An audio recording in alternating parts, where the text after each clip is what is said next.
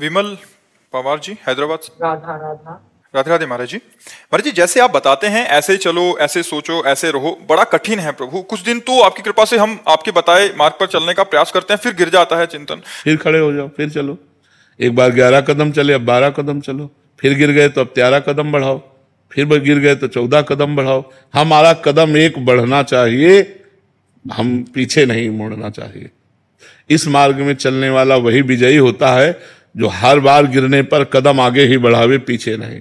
जैसे सूरवीर योद्धा होता है, जब घाव होता है तो और वो शत्रु की तरफ लड़ने के लिए जोश में हो जाता है। ऐसे यदि हम गिरे तो हमें और जोश हो जाना चाहिए और हम भगवान की तरफ और भागें। फिर गिरे तो फिर भगवान की तरफ भागें, तो एक दिन भगवान हमारे को इतना मजबूत कर देंगे कि हम गिरेंगे नहीं। किशन जी, राजकोट से। राधे राधे।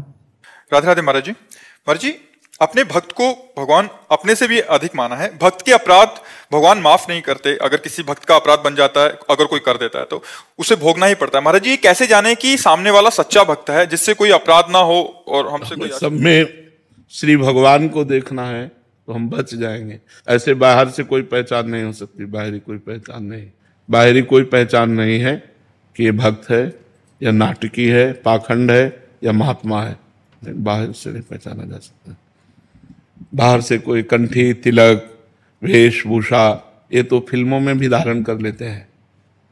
अंदर की जो भगवान से प्रीति है वो कैसे जानोगे? तो कैसे जानोगे? बाहरी वेशभूषा या बाहरी क्रियाकलापों से किसी के अंदर की प्रीति को नहीं जाना जा सकता। तो हम सब में भगवान देखें, अपराधी नहीं बनेगा।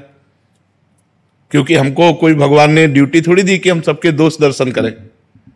ये आदमी अच्छा है या बुरा है, ये आदमी पाखंडी है या आदमी सही है, ऐसा देखोगे तो आप गंदे हो जाओगे। बुरा जो देखन मैं चला, बुरा ने मिलिया कोय, जो दिल खोजू आपनो तो हमसे बुरा। अगर हम हरा चश्मा लगा लेंगे तो पूरी सृष्टि हरी दिखाई देगी। अगर हम दोष का चश्मा लगा लेंगे तो पूरी सृष्टि दोष में दिखाई देगी। तो हमको चाहिए कि हमें अपना चश्मा ठीक करना चाहिए, अपनी दृष्टि ठीक करनी चाहिए, बुराइयां नहीं देखनी।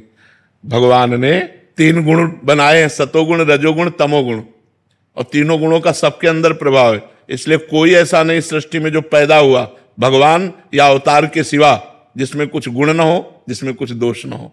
जड़ चेतन गुण दोष में विश्व कीन करतार, संत हंस गुण गाहे पे परिहरिवार विकार। इस जड़ चेतन की रचना गुण दोष से की गई है। जैसे पानी और दूध मिला के रख दो तो हंस दूध पी जाएगा, पानी छोड़ देगा। ऐसे ही जो संत हैं, जो सज्जन पुरुष हैं, वो दूसरे के सद्गुण ले लेते हैं और दोषों का त्याग कर देते हैं। और जो दुर्जन है वो सद्गुणों का त्याग करके दोष पकड़ता है।